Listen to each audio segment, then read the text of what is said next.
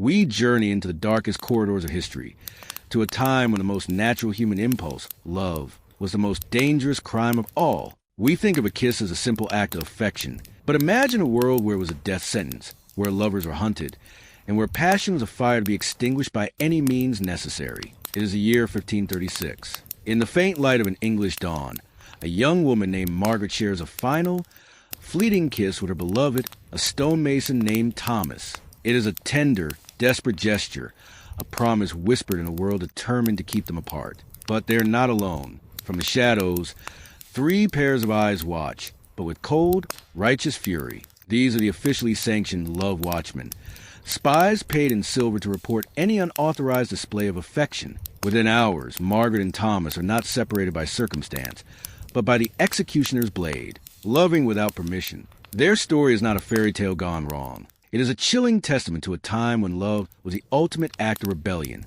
This is the world we are about to enter, a world where legal systems were built not to protect people, but to control their hearts. And the punishment devised for those who dare to defy them are more terrifying than any fiction. Dim the lights and get comfortable before we plunge into these incredible... If you believe that history holds powerful secrets and that these stories need to be told, show your support for this journey by hitting that subscribe button. Become part of a community that isn't afraid to look into the shadows of the past. We live in a world where love, in its many forms, is celebrated. It is the subject of our songs, the plot of our movies, the hope in our hearts. But for most of human history, this was not the case. Sanctioned love was seen as a force of chaos, a threat to the rigid social order that held economies, alliances, and dynasties together. Societies devised systems of breathtaking cruelty. Our first story takes us to the muddy, cobblestone streets of medieval England in the year 1348. The air is thick with the fear of the plague, but for a young baker's daughter named Eleonora, there is another, more immediate terror. She has fallen in love with William, a blacksmith's apprentice. Theirs is a forbidden match. She is promised to the son of a wealthy merchant to secure her father's business, and William is considered far beneath her station. But love, as we know, is a stubborn flame, refusing to be extinguished by class or convention. Before I tell you what becomes of Eleonora and William, let me share a detail that seems torn from a dystopian novel, yet it is rooted in historical reality. Just a few years after their story, in 1352, the English crown enacted a law that historians now call the Affection Registration Act. Any unmarried person caught in a romantic embrace, a prolonged handhold, or even a tearful goodbye was required to register their condition of affection with the local magistrate. They were then forced to pay a monthly love tax until they either married a partner approved by their families or formally renounced their feelings in a humiliating public ceremony. Failure to comply resulted in punishments ranging from public flogging to exile. One crisp Sunday morning, shielded from view by the old village well, Eleonora and William steal a moment. It is an innocent kiss, the kind filled more with longing and sorrow than with passion. The village priest, a man who sees deviation from doctrine in every shadow, reports them to the local lord. And this lord is not just any nobleman. He is the father of the man Eleonora is supposed to marry. Within hours, they are accused of fornication by a crime whose punishment is death. The trial is a farce. It is not about justice. It is about sending a message. Their love, in its simple purity, represents a crack in the foundation of their society, a threat to the carefully constructed web of arranged marriages that functioned as political and economic treaties. Eleonora's father, frantic with fear, pleads for his daughter's life. He offers to double her dowry, to give the lord a larger share of his bakery's profits. William's master, the blacksmith, begs for leniency, promising to send the boy away to a distant city, but the decision has already been made.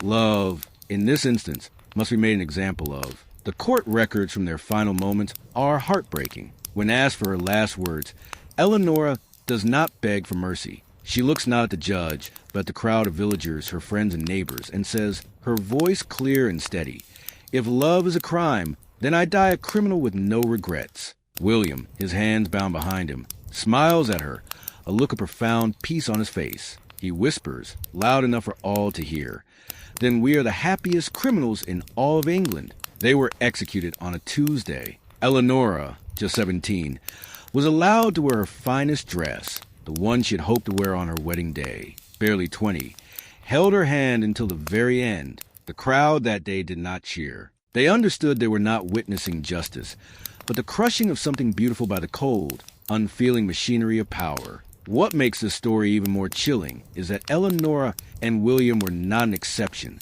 Across medieval Europe, similar tragedies played out with terrifying frequency. In the Duchy of Normandy, there existed a special class of executioner known as the Amour, literally the love deaths. Their sole purpose was to execute lovers convicted of unlawful affection, poetic symbol of the state's war on love. Wearing not the traditional black hood, but one of deep crimson, their axes were engraved not with crescent nobility, but with the image of a broken heart. The legal concept of unlawful affection was terrifyingly broad. It covered everything from writing a secret letter to sharing a meaningful glance. The justification for these laws was framed not as cruelty, but as a necessary protection for social stability. Legal scholars of the time wrote treatises arguing that romantic love was a form of temporary insanity, demonic possession that made people irrational and dangerous. The only cure was swift, brutal punishment, intended to shock the afflicted back to a state of reason. In 1389 Florence, court records document a young couple sentenced to death not for kissing, but for smiling at each other with obvious mutual affection during a public festival. The court declared their shared smile a public act of defiance against God's plan for holy matrimony. They were executed 3 days later, and their families were billed for the cost of the executioner and the wood for the pyre. They were enforced with chilling regularity. But even as medieval Europe was perfecting the art of punishing love, other, more ancient civilizations had already laid the groundwork, developing sophisticated systems of romantic oppression that would shape human relationships for millennia. To understand the depth of this war against love, we must travel back even further, to the very cradle of civilization. Let us journey back to the sun-scorched plains of Mesopotamia, to the city of Babylon around 1750 BCE. Here, under the rule of King Hammurabi, history's first systematic legal code was born. We learn of Hammurabi's code in school as a great leap forward for justice. An eye for an eye, but what is often omitted is the code's obsessive focus on controlling matters of the heart. Of the 282 laws carved into the famous black steel, a staggering 47 deal directly with regulating romantic behavior. For context, there were only 12 laws concerning theft and 8 about murder. To the Babylonians, a stolen heart was far more dangerous than a stolen life. Imagine a network of love informants paid by the state to report any unauthorized affection. Archaeologists in 1962 unearthed a collection of clay tablets that historians have dubbed the Babylonian Affection Registry. In essence, a government database of every romantic interaction in the city. A shared glance lasting more than 3 seconds, a whispered conversation without a chaperone, all had to be reported within 3 days. The punishment for failing to do so was severance from the community, a euphemism for a brutal public execution. The Babylonians categorized romantic crimes with scientific precision. A Class 1 violation, such as making prolonged eye contact, was punishable by having one's eyes branded with a hot iron. A Class 5 violation, which included kissing, was met with a punishment so severe that, as one tablet grimly states, "You will have no more use for those lips." A clay tablet from the ruins of a Babylonian courthouse tells the story of a young temple priestess named Ninsen and a merchant son named Gilgal. They were caught holding hands during a religious festival. A specialized official for romance crimes argued that their intertwined hands were an act of rebellion against the divine order of arranged unions. The judge's ruling was terrifyingly literal. Because their hands had been contaminated with unauthorized touch, both hands had to be purified by being cut off. Babylonians were pioneers of psychological as well as physical torture. They developed a process called emotional restructuring, an ancient form of brainwashing. Accused lovers were forced into weeks of therapeutic sessions where they repeatedly confessed their emotional crimes while subjected to various forms of psychological torment. One surviving script, which accused lovers had to memorize and recite, reads, "I confess that my heart led me astray from reason. I confess that my desires made me forget my duties to family and state. I confess that love is madness, and I was mad." They had to recite this in front of their own families, who were legally required to reject them until the restructuring was complete. The goal was to sever the association of love with joy and replace it with fear and shame. Let us travel to ancient Egypt, a civilization we often associate with romance, thanks to its beautiful hieroglyphs and surviving love poems. But this was a privilege of the elite. For the average Egyptian during the Middle Kingdom, around 2000 BCE, romantic expression was even more restricted than in Babylon. They followed the divine marriage mandate, which decreed that since the gods had arranged cosmic marriages, all human unions must also be arranged by priests and parents, with no input from the couple. The Egyptians, however, devised a punishment that was perhaps even more psychologically cruel than execution. If you were caught in an unauthorized romance, you weren't killed. Your name was erased from all public records. Your family was forbidden from speaking your name or acknowledging your existence. You became a living ghost, what they called a mat absent, the absent one. A papyrus scroll discovered in 1923 tells the story of Kiti, a young scribe, and Nefret, who were caught exchanging love letters. They were both sentenced to social death. Kiti continued to work as a scribe,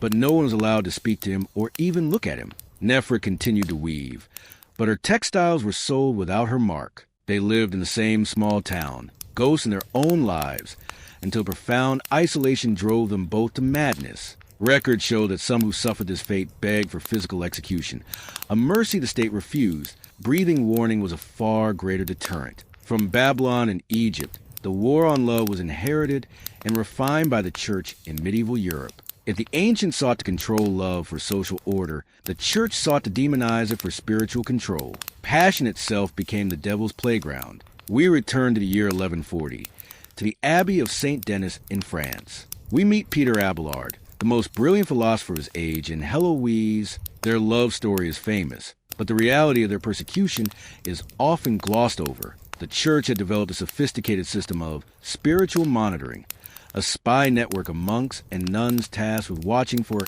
inappropriate attachment. A manual discovered in the Vatican archives in 1985 details the warning signs: excessive eye contact, lingering conversations, and a change in voice tone. Abelard and Heloise were not caught in a physical embrace. Their crime was intellectual intimacy. Their conversations were deemed too personal, too emotionally connected. The Church's doctrine of amor concupiscentia argued that romantic love was a form of idolatry, a sin that turned the soul away from God. Saint Bernard of Clairvaux wrote a treatise, Against the Poise of Love, arguing that romantic passion was a disease sent by Satan. The punishment for Abelard and Heloise was swift and brutal.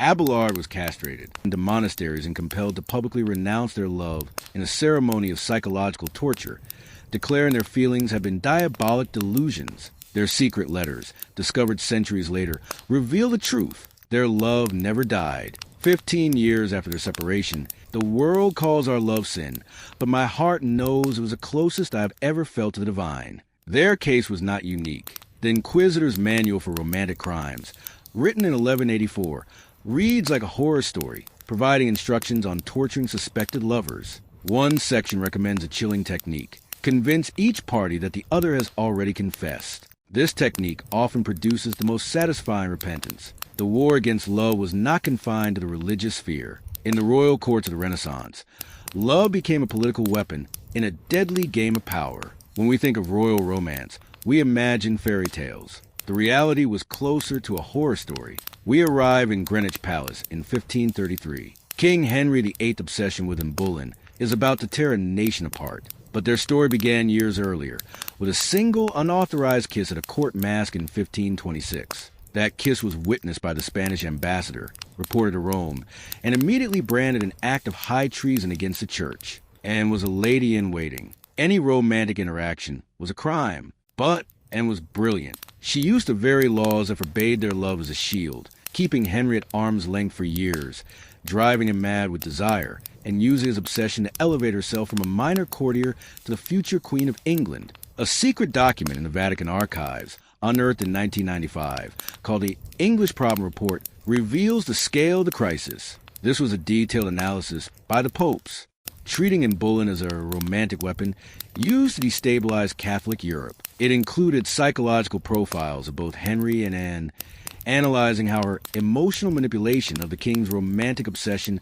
threatened the foundation of Christendom. Royal romance was not personal. It was international warfare fought with hearts instead of swords. European courts were teeming with spies whose sole job was to monitor the romantic activities of foreign royalty. They used code names: Morning Dew for a kiss on the hand, Evening Star for a private conversation lasting more than 10 minutes, Thunderstorm for any physical intimacy. When love became inconvenient, Courts perfected what historians call political romantic assassination. They didn't just execute lovers. They destroyed their relationships through manufactured scandals and false accusations. And Boleyn's downfall was a masterclass in this dark art. The evidence of adultery against her was completely fabricated, extracted through torture from a court musician who likely never even touched her. Her execution was a political necessity, wrapped in the legal justification of a romantic crime. This pattern repeated itself across Europe. Noble families adopted the same tactics, using false accusations of romantic misconduct to settle property disputes and eliminate rivals. But while the West was playing this deadly game, other cultures were perfecting their own systems of romantic control, rooted in a concept that made every family a potential execution squad. We travel now to the Ottoman Empire in the 15th century, to a world where family honor was valued above human life. Here, the law did not just permit honor killings. If a family failed to cleanse their honor after reported romantic transgression, they themselves could face execution. In 1453 Istanbul, Ottomans conquered Constantinople.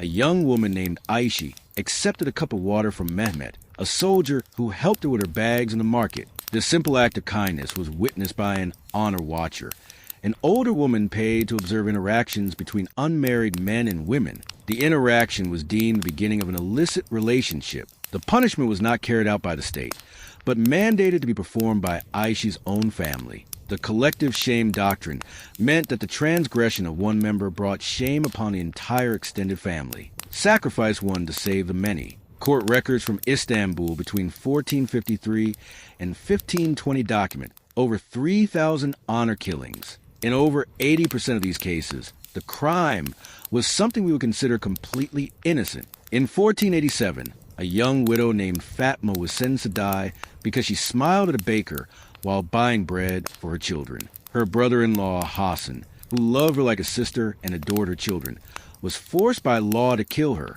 The records show he begged for an alternative, offering to kill himself instead. But the law was absolute. Only her death could restore the family's honor. He carried out the execution in the family courtyard, in front of her children. He took his own life within a year. The practice of protection through prevention took this to an even more terrifying extreme. Families were required to kill any unmarried daughter who showed signs of potential romantic interest before any transgression could occur. These signs included writing poetry, spending too much time on personal grooming, or expressing any opinion about who she might want to marry. In 1501, a 15-year-old girl named Zara was executed by her father for writing a poem about wanting to choose her own husband. The psychological devastation of these honor systems, turning mothers against daughters and sisters against sisters. But perhaps the most sophisticated system of romantic control ever created existed even further east. We arrive now in Ming Dynasty China during the reign of Emperor Yongle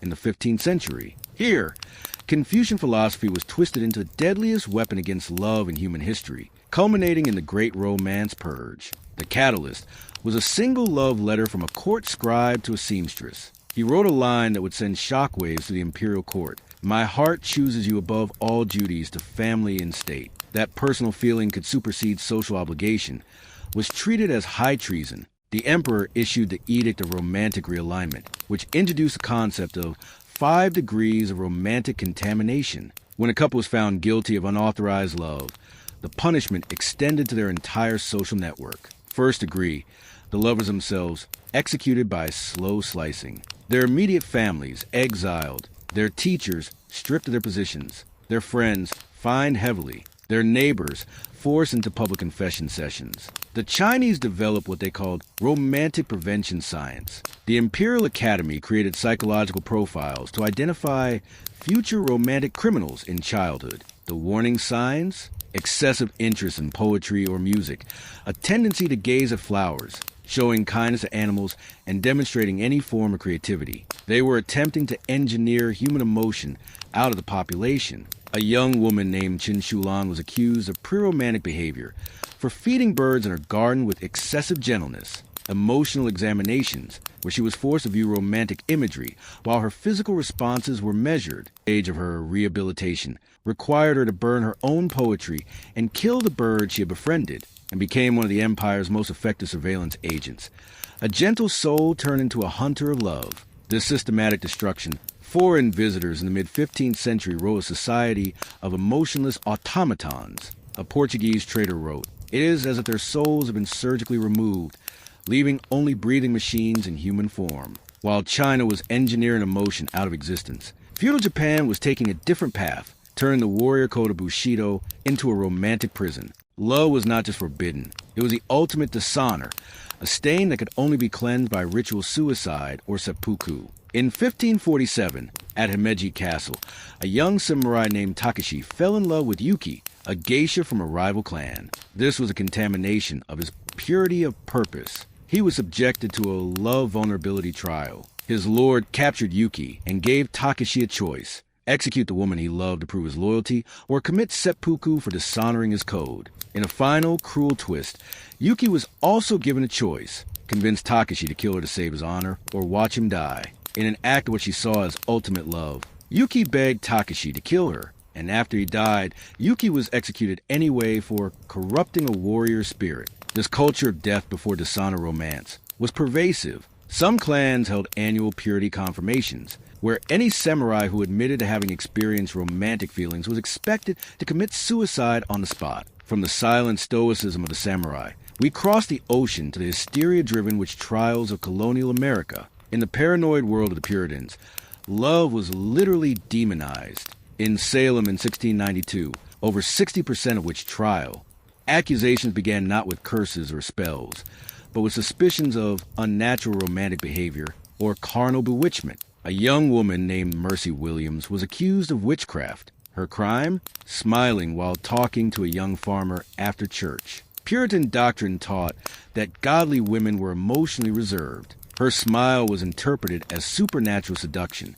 She was subjected to an affection test, where every blush and quickened breath in the farmer's presence was recorded as evidence of demonic influence. Her forced confession reads, "I confess that the devil did corrupt my heart with unnatural desires. I confess that these feelings were not of my own making, but were planted in me by Satan." Societies have used law, religion, politics, honor, and science to wage a relentless war against the human heart. They have branded it, cut it out, burned it, shamed it, and tried to erase it, but they all failed. Why? In the late 20th century, scientists like Dr. Helen Fisher began using brain imaging to study people in love.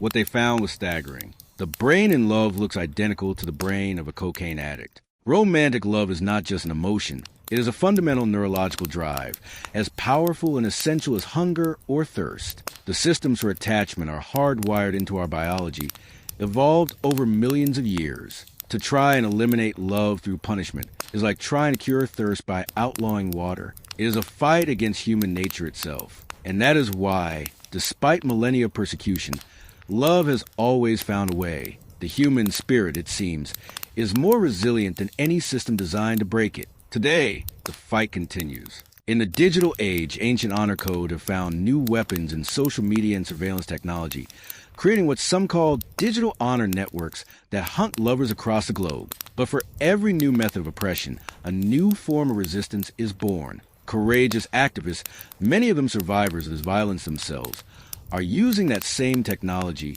to create early warning systems and international protection networks. They are working within communities to transform the very definition of honor from control to compassion. The journey through history's darkest chapters of love is a harrowing one. It is a story written in the blood of countless lovers whose only crime was to feel. But it is also a story of breathtaking courage and indomitable resilience. From Eleanor and William whispering their defiance at the executioner's block to the modern activists fighting for romantic freedom online, the message is the same. The human heart will not be caged. The freedom we have to choose who we love is a precious, hard-won victory. It was paid for by the sacrifices of millions who came before us. As we end our journey tonight, I hope these stories have given you a new appreciation for that freedom. If they have moved you, if they have made you think, then join us on this exploration of history's hidden truths. Subscribe to our channel and share your thoughts in the comments below. Let's build a community that honors the past by celebrating the love that so many fought and died to preserve. Thank you for watching. May your own love stories be filled with the freedom they never knew.